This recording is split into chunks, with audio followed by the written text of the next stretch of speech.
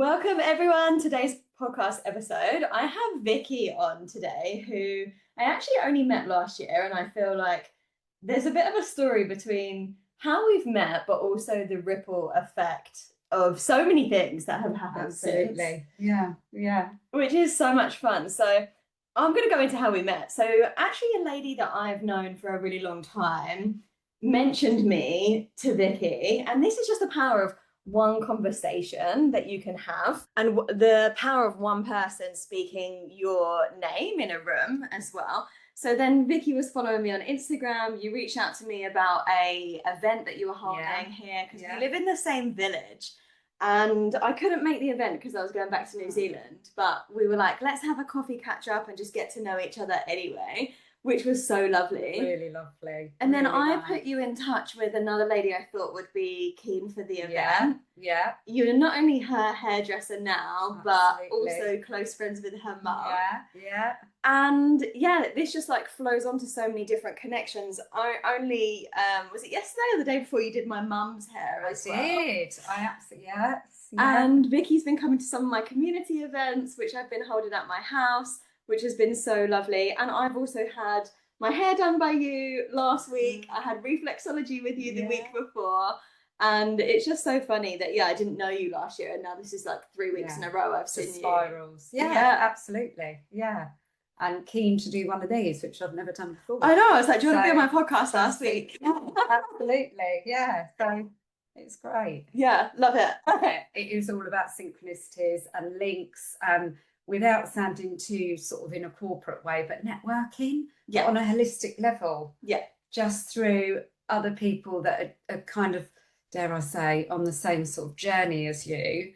And then you just link up with these people. It feels like you've known them forever and you're all thinking the same things. You all have these lovely practices that make you feel so much better and everyone else feels so much better that it just becomes like a little hub, doesn't it? Yeah, it is. And I think something that I'm really passionate about, and I know that you're interested as well, is building community. Absolutely. I think it's something we need and we've come too far away from. Yeah, we have. Our world has become quite like individualistic and out for ourselves, and not necessarily like in a bad way. People aren't meaning to. It's just the way we've been conditioned, isn't it?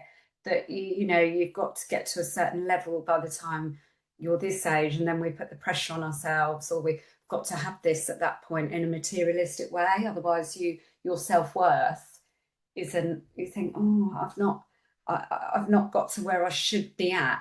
Yeah. And it's just so not true. We're measuring our success based on other people's measures, based on like financial, like job title, and other things that don't really matter.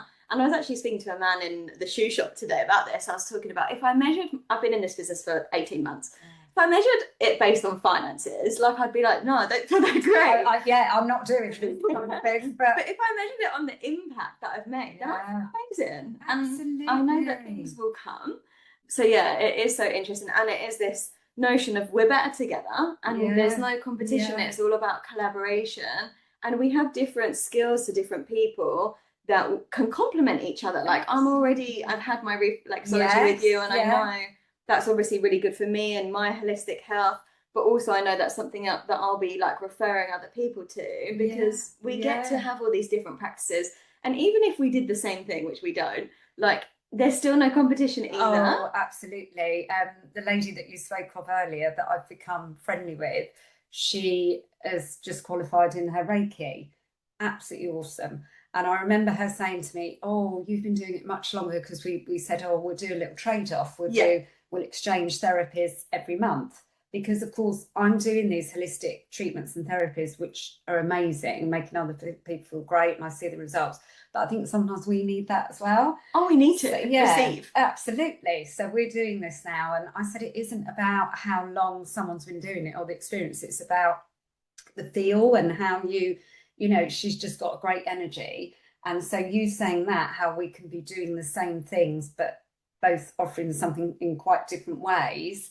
Her treatment compared to what I do is completely different. What do they say? You get to the same destination. It's just sometimes a different journey or something. But, just in the way that she performs the treatment. And it was just absolutely awesome. Absolutely brilliant. So we're both offering this same service, but to actually the actual treatment carry is very different to what we, and of course we both, you know, got so much from it because it isn't something we would practice on ourselves. It's quite different.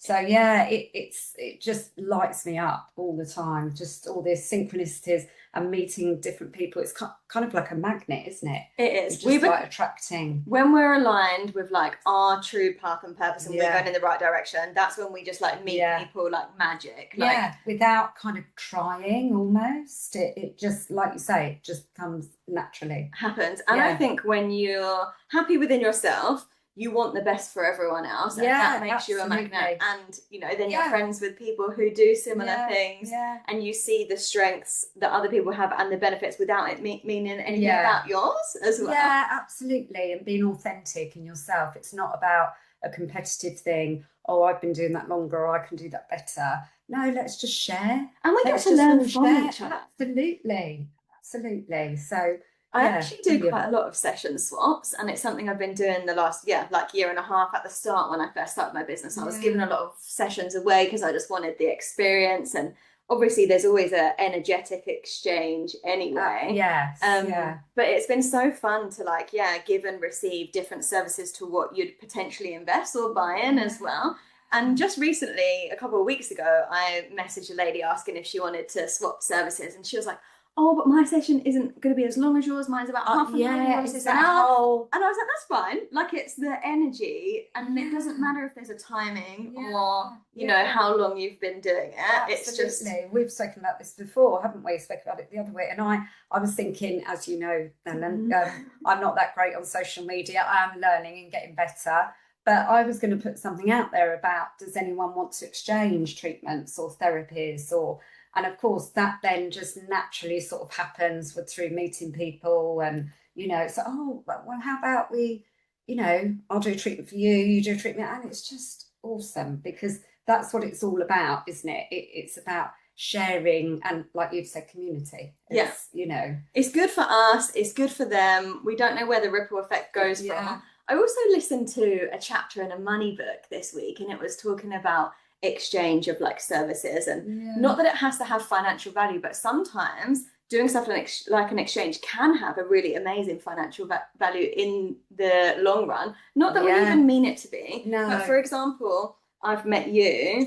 Not that we've done an exchange, but like I've recommended you to people that have come in and booked in with you. And the same with like, I've got a lady that I always have Reiki sessions with in New Zealand, and I've spoken about her to everyone because I've experienced the sessions, and many of like my clients and other friends have booked in with her as well. So there is a ripple from things even that are free. Well, I've always said that best things in life are free without a doubt, aren't they? Always.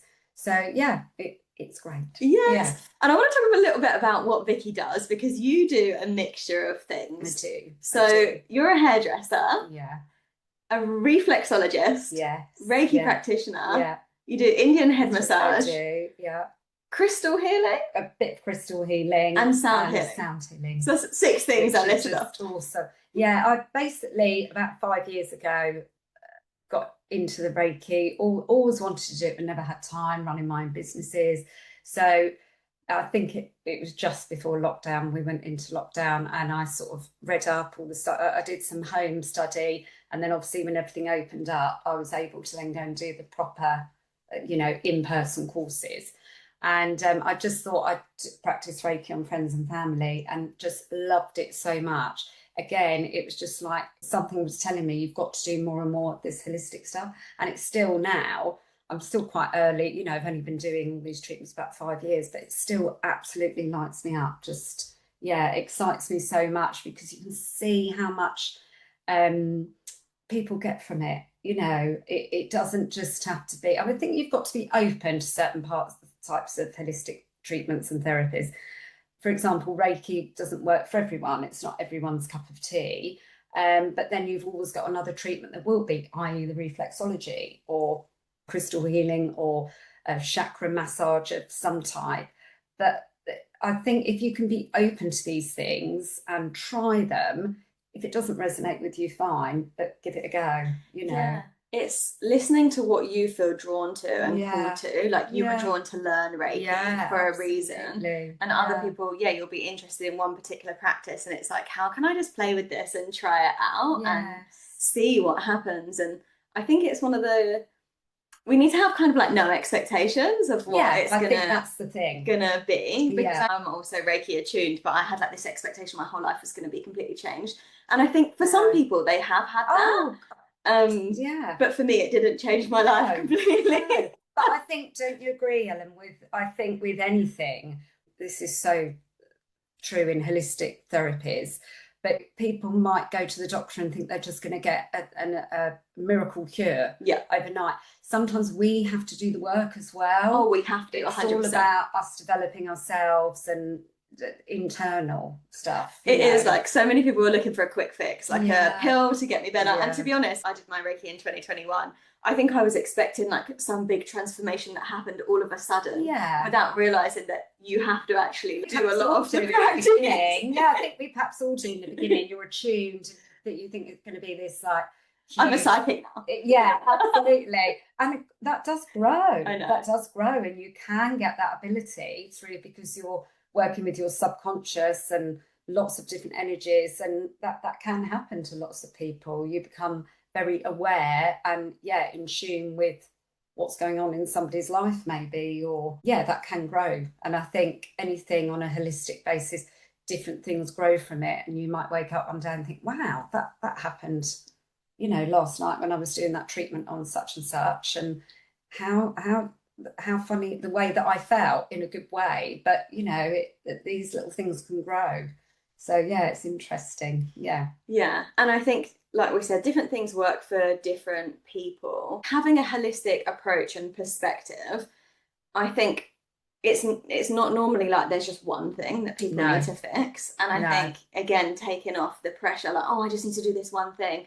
And it's like, what if this is just like an extra benefit? This is going to shift things a little bit. But it's all about shift. It is, like with our lives and health, like, if we focus on food a little bit, that's going to be great. It's not going to solve all our problems, No. Movement, great. But then also, how can I shift my energy? And I think, holistic practices, especially like the energetic practices, are fairly new. And I think a lot of, not necessarily new, but new to the norm that a lot of people don't know. I just sometimes talking people not round to it, but about the openness, just being open, just give it a go, just try it. If it really doesn't resonate, fine, but you might actually find, like you've just said, there will be a shift, especially if you have a few sessions. And I don't just mean that from like a financial point of view. A therapist is trying to make lots of money out of one client, have lots of sessions.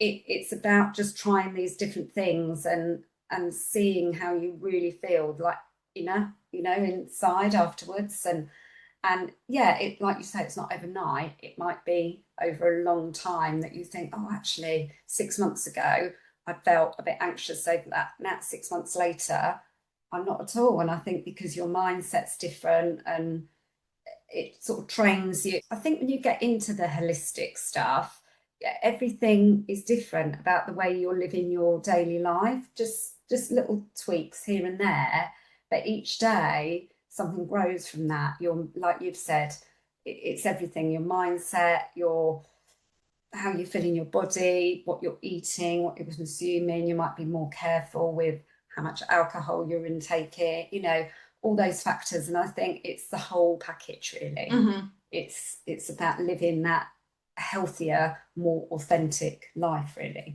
Being more mindful. Actually being able to notice the changes in your body as well, and energy, because so many people are so busy that we don't even notice.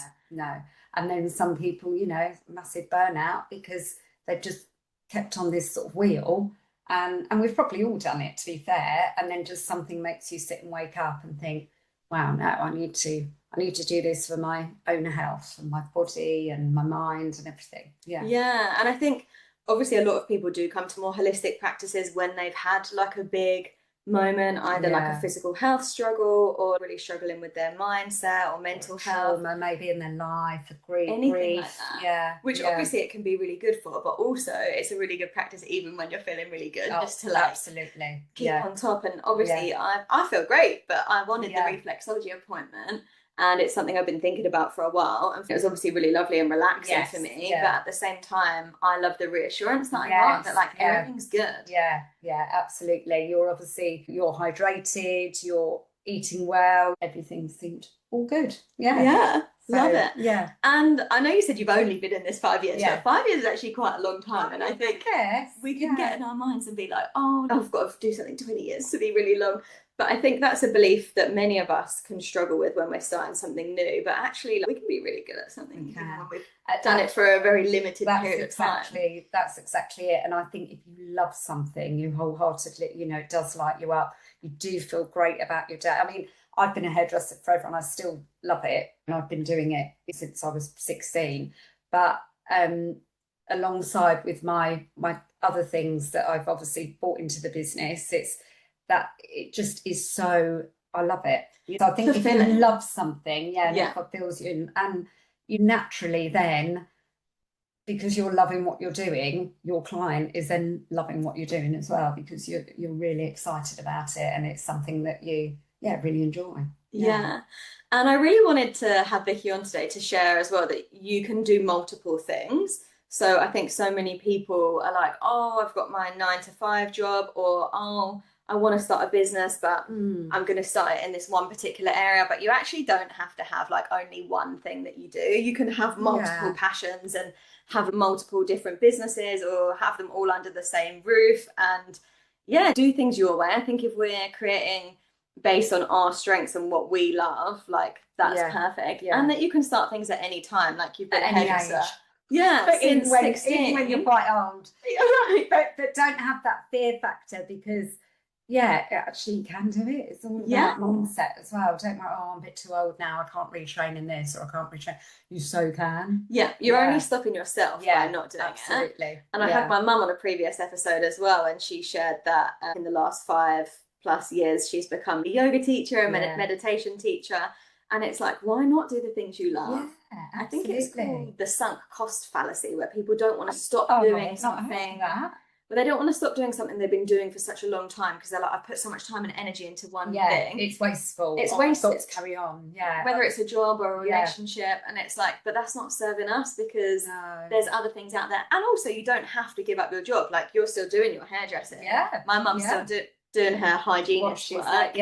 But she's just doing her passion on the side, and you can do them both.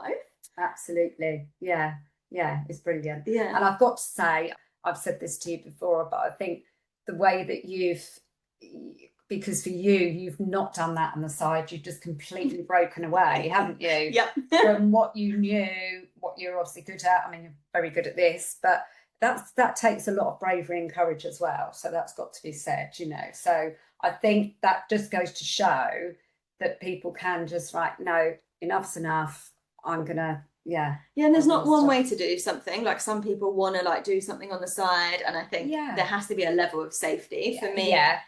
Although I did go all out and just like quit my job and whatever, I saved a lot of money before I did it, and I knew I was going to still sensible in that way. But that still takes a lot of bravery to do that. It does. And a slightly different mindset, because again, we're all a bit conditional. I've got these bills to pay, or I've got that I can't go all in, So that takes a lot. But as you say, you're living your best life. So it'll only get better. And I love that me and Vicki have become friends through this as well. And again, you can have a range of completely different friends, like any age, from any different place. One of my close friends is in her 40s from Uruguay, and I love having that. Like, I think when you're younger, you're at school and you're not even friends with anyone outside of your age, like your 1 year.